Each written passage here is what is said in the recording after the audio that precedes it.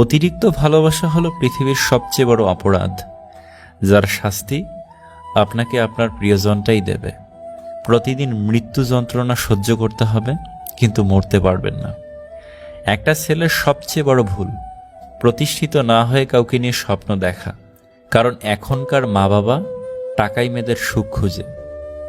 মনে ধরা মানুষটা ভাগ্যে ধরে না। যে কোনো সম্পর্কই একজন আগুন হলে অন্যজনকে পানি হতে হয়। দুজনেই যদি একসাথে রেগে যায়, তাহলে সম্পর্কে ফাটল শুরু হয়। হিংসা তো মানুষ তখনই করে যখন চেষ্টা করেও কেউ তোমার জায়গায় পৌঁছাতে পারে না।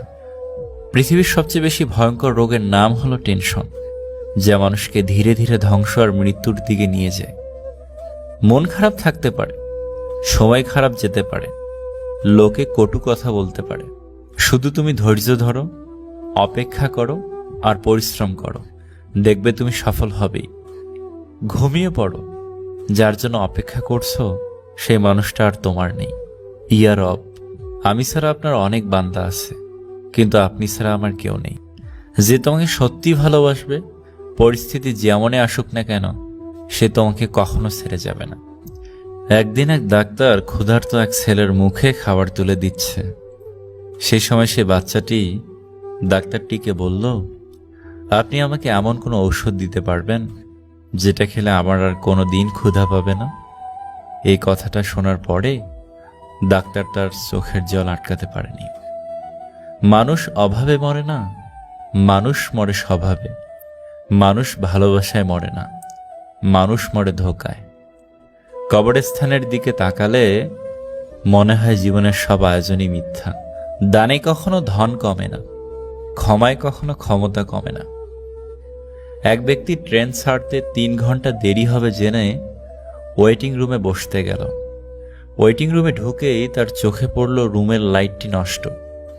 তাই সে একটা এনার্জি বাল্ব কিনে লাগালো। তারপর খেয়াল করলো রুমে অনেক মাকড়সার জাল। তাই সে একটি ঝাড়ু কিনে রুমটি পরিষ্কার করলো।